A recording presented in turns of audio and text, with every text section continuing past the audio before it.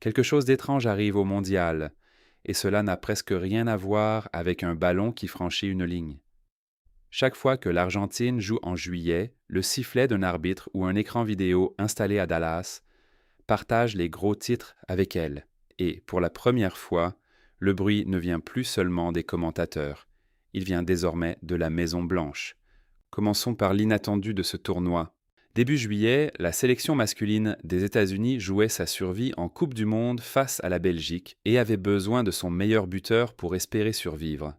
Ce buteur, Folarin Balogun, venait d'être expulsé lors du match précédent. Normalement, ce rouge l'aurait privé sans débat du match suivant. Mais ces circonstances n'avaient rien de normal. On a appris que le président Trump avait personnellement appelé le président de la FIFA, Gianni Infantino, dans les heures suivantes pour le pousser à revoir la suspension. En moins de 24 heures, la FIFA a pris une décision inédite depuis 1962, autoriser un joueur expulsé au match précédent à rejouer au mondial. Des hauts responsables de l'administration, dont un représentant du département du commerce et un conseiller de la Maison-Blanche chargé de la logistique du mondial, auraient aidé, avec des juristes, la Fédération américaine à faire appel, alors que les règles de la FIFA n'autorisent aucun recours de ce type. Balogun a donc joué. Les États-Unis ont tout de même été éliminés, 4-1, mais depuis, une question hante le tournoi. La FIFA est-elle désormais prête à tordre son propre règlement selon qui se trouve au bout du fil? Ce n'était pas une faveur isolée. Des documents financiers ont révélé qu'Infantino avait offert à Trump des billets d'une valeur d'environ 15 000 $ pour la finale de la Coupe du Monde des clubs de l'année dernière. Leur relation remonte à plusieurs années, bien avant leur fonction actuelle. Infantino a même créé le Prix de la paix de la FIFA et l'a remis à Trump lors du tirage du mondial organisé à Washington en décembre dernier. Des dirigeants ont reconnu en privé que l'idée venait d'Infantino. Les critiques ont résumé l'ironie. Un président qui n'avait pas obtenu le prix Nobel de la paix en a tout simplement reçu un autre, inventé spécialement pour lui par l'homme qui dirige le football mondial. Depuis, l'affaire dépasse largement le journalisme sportif. Une ONG londonienne de défense des droits humains dans le sport compte déposer plainte auprès des enquêteurs éthiques du Comité international olympique. Elle estime qu'Infantino a enfreint les règles imposant la neutralité politique en laissant Trump influer sur une suspension en cours au mondial. Comme Infantino compte parmi la centaine de membres choisis du cercle intérieur du mouvement olympique, il relève techniquement de la juridiction du CIO. Sa présidente a confirmé que toute plainte formelle serait instruite, s'y ajoute une plainte restée sans réponse, déposée en décembre auprès de la commission d'éthique de la FIFA, soutenue par la fédération norvégienne et quelques 50 eurodéputés, accusant Infantino du même manquement. 7 mois après, la FIFA n'a toujours rien dit.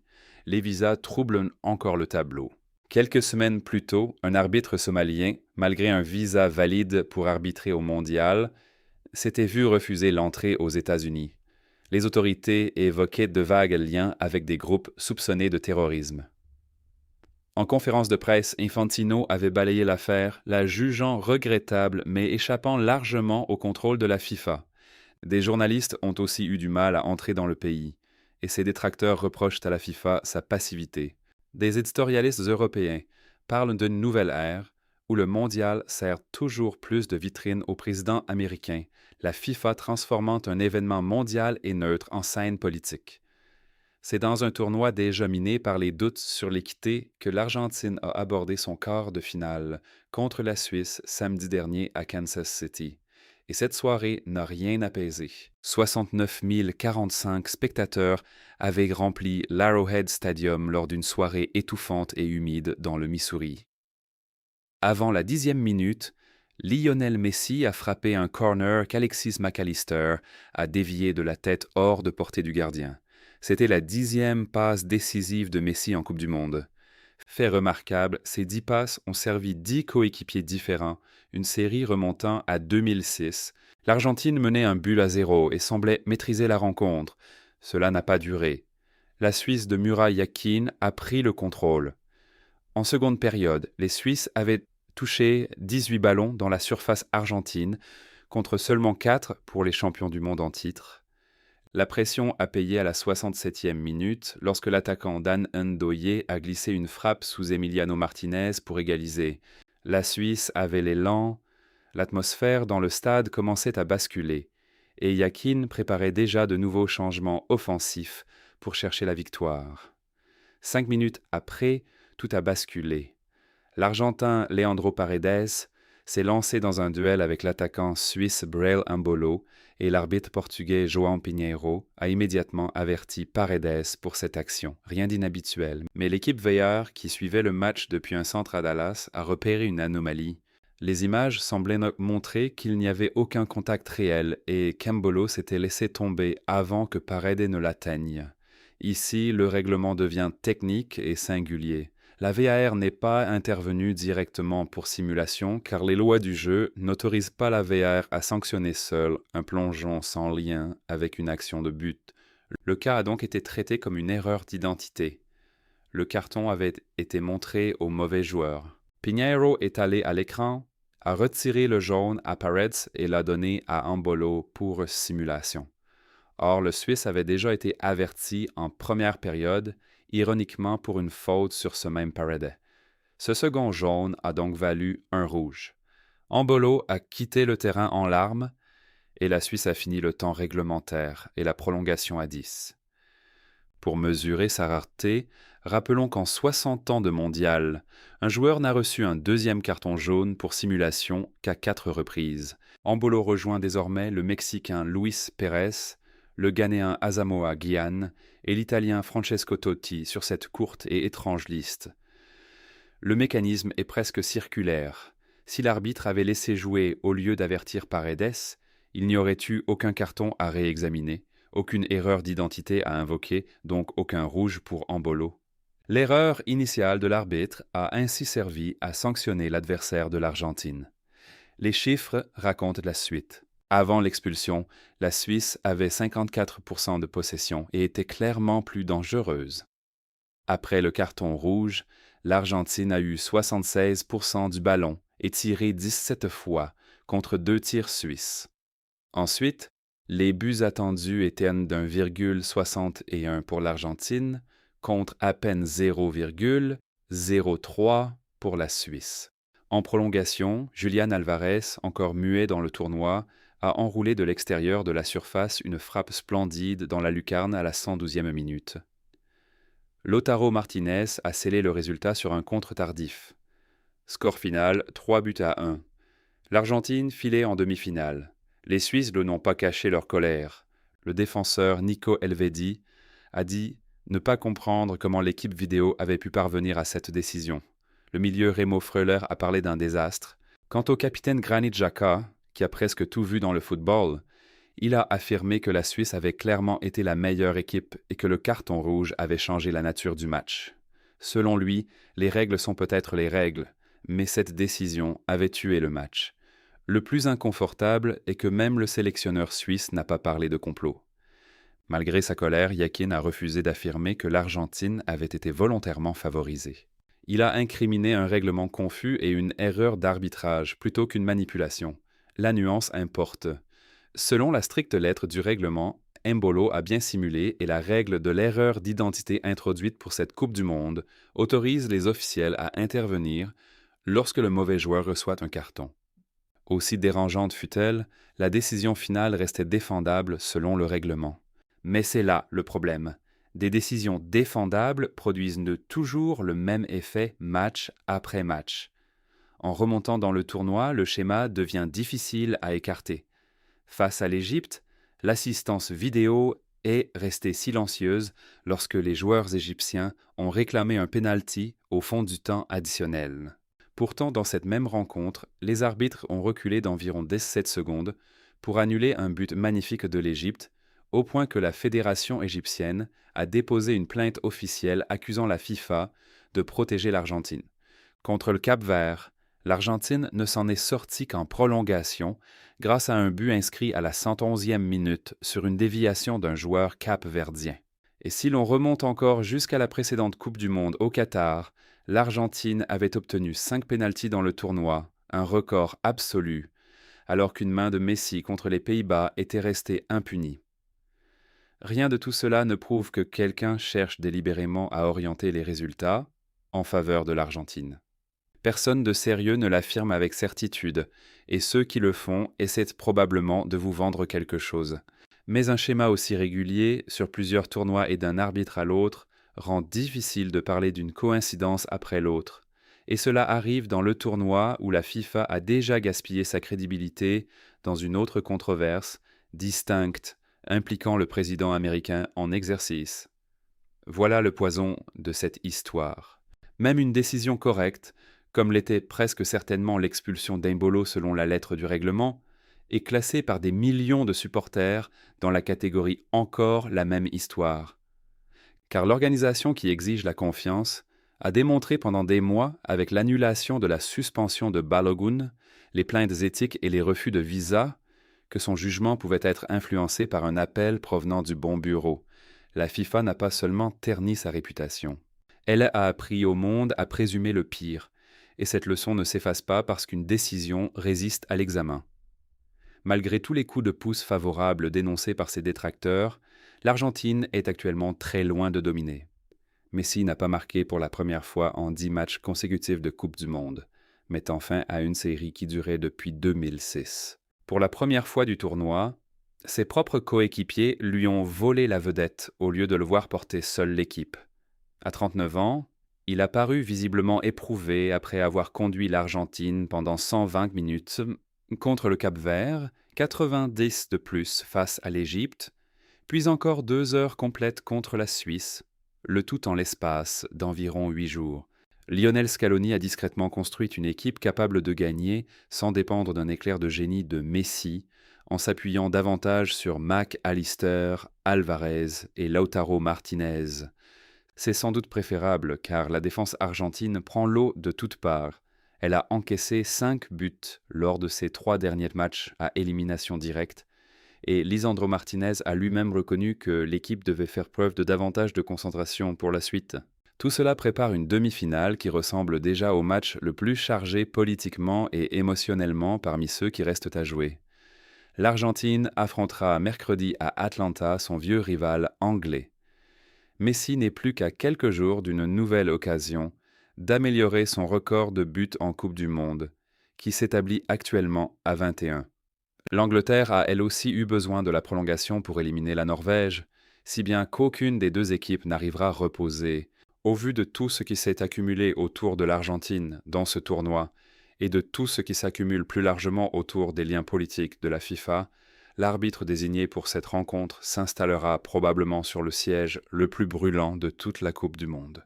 Chaque décision litigieuse, chaque vérification de hors-jeu, chaque carton sera immédiatement disséqué par un public mondial qui, à tort ou à raison, a cessé d'accorder à la FIFA le bénéfice du doute. La Suisse est rentrée chez elle cette semaine convaincue qu'une nouvelle règle confuse et un centre vidéo, situé dans une autre ville, lui avait coûté une place dans le dernier carré, au cours d'un match qu'elle pensait être en train de gagner avant que le carton rouge ne bouleverse tout.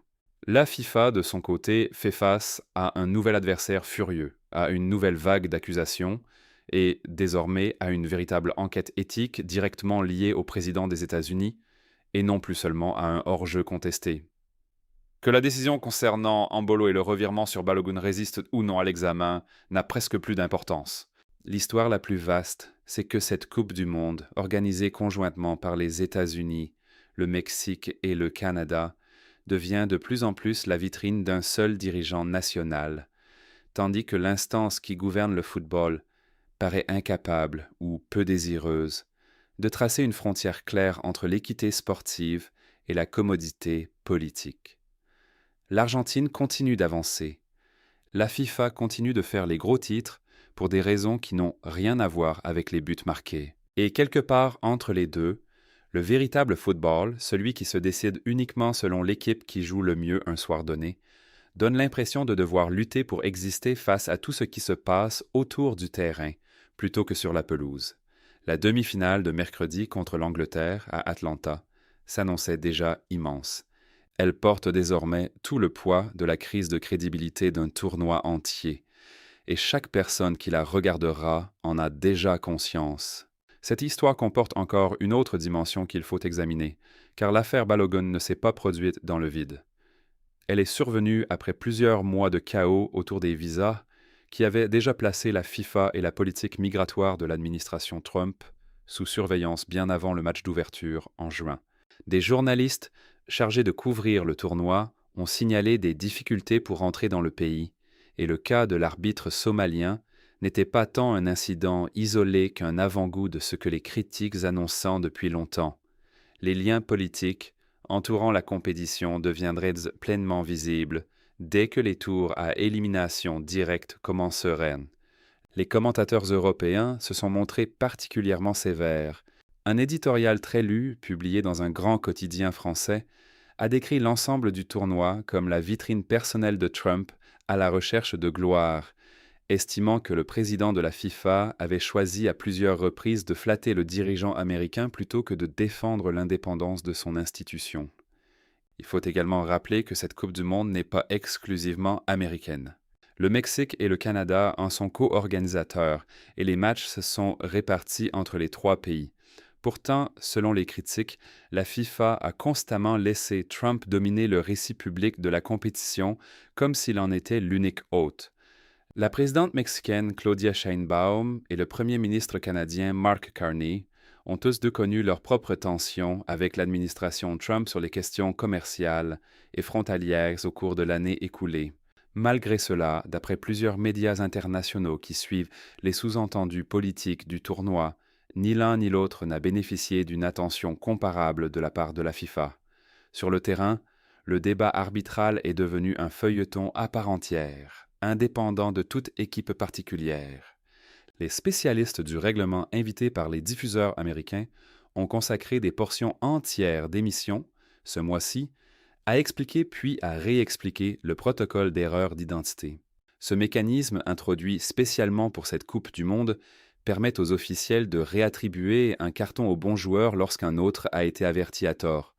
Le même protocole avait déjà été utilisé plus tôt dans le tournoi lors d'un match de phase de groupe entre les États-Unis et le Paraguay, pour annuler un carton jaune injustifié et sanctionner à la place un joueur coupable de simulation. Les consultants restent divisés sur la pertinence même de cette règle, y compris lorsqu'elle aboutit à une décision techniquement défendable. Certains estiment qu'une correction effectuée en première période ne devrait jamais pouvoir se cumuler avec un second avertissement et provoquer automatiquement une expulsion plus tard dans le même match, car cela revient à punir deux fois un joueur pour deux incidents distincts qui, à l'origine, n'étaient même pas liés. Cette tension entre une règle juridiquement cohérente et une conséquence émotionnellement dévastatrice alimente une grande partie de la colère des joueurs et des supporters suisses. Elle explique aussi pourquoi même des analystes neutres, sans intérêt évident pour l'une ou l'autre équipe, ont exprimé un profond malaise face au déroulement de la décision, tout en reconnaissant que Embolo avait bel et bien amplifié le contact. La simulation est interdite par les lois du jeu à tous les niveaux, des petites catégories de jeunes jusqu'à la finale de la Coupe du Monde. Un joueur qui tombe sans véritable contact s'expose donc précisément au type de sanctions reçues par Embolo. La frustration ne porte pas réellement sur la bonne ou la mauvaise application du règlement. Elle tient au moment choisi, au fait qu'une décision aussi lourde soit tombée dans le plus grand match de l'année, précisément le soir où l'équipe pénalisée venait de revenir au score et semblait en mesure de se qualifier par la seule force de son jeu. Pendant ce temps, la controverse n'a pas freiné la dynamique du tournoi aux États-Unis. Les organisateurs décrivent les audiences télévisées et la fréquentation des stades comme historiques. Même si les prix des billets ont suscité de vives critiques plus tôt dans l'été, certains atteignant des niveaux jugés déraisonnables par de nombreux supporters, Infantino a publiquement défendu ses tarifs en affirmant que la demande les justifiait. Dans le même temps, il a reconnu que la FIFA ne disposait d'aucun véritable moyen de pression sur le gouvernement américain au sujet des problèmes de visa touchant les officiels et les supporters étrangers. Cette combinaison entre une politique tarifaire agressive et l'aveu d'une absence d'indépendance face aux choix politiques du pays hôte est devenue l'un des principaux arguments des commentateurs qui tente de résumer la position de la FIFA à l'approche de la dernière semaine du tournoi. Pour l'Argentine, la route reste impitoyable, indépendamment de tout ce qui se déroule en dehors du terrain. L'Angleterre a atteint cette demi-finale en arrachant sa qualification après prolongation face à la Norvège, une équipe qui l'a mise à rude épreuve, défensivement pendant près de 2 heures. Le sélectionneur anglais a lui-même reconnu qu'il aurait besoin de joueurs plus frais après cette bataille, un constat presque identique aux inquiétudes entourant l'effectif de Scaloni après 3 matchs à élimination directe particulièrement éprouvants. Les 2 demi-finalistes arrivent donc à Atlanta presque en boitant les jambes lourdes, ce qui fera de la rencontre de mercredi autant une épreuve de profondeur de banc et de gestion des remplacements qu'un affrontement purement tactique. Pour Messi, l'enjeu a désormais une saveur différente de celle des tours précédents. Après être resté muet pour la première fois en 10 apparitions consécutives en Coupe du Monde, il doit répondre à une nouvelle question. Son tournoi, probablement le dernier compte tenu de son âge, se terminera-t-il sur une image définie davantage par ses passes décisives et son leadership que par ses buts? Les médias argentins présentent déjà le match de mercredi comme une nouvelle occasion d'améliorer son record absolu de 21 buts en Coupe du Monde, tout en reconnaissant que son corps n'a peut-être tout simplement plus en réserve. 90, voire 120 minutes supplémentaires de magie à l'ancienne, après la charge physique des 2 dernières semaines. Quoi qu'il arrive mercredi soir, une chose paraît certaine à l'approche de cette rencontre. Chaque décision, chaque carton et chaque hors-jeu sera immédiatement comparé à tout ce qui l'a précédé, à la fois sur le parcours de l'Argentine dans le tableau et dans l'histoire plus vaste, plus trouble, des relations entre la FIFA et la Maison-Blanche. C'est l'environnement que cette Coupe du Monde s'est elle-même créée, et rien n'indique que quiconque, d'Infantino aux arbitres désignés pour les matchs, sache comment en sortir avant la finale du tournoi, prévue dans quelques semaines.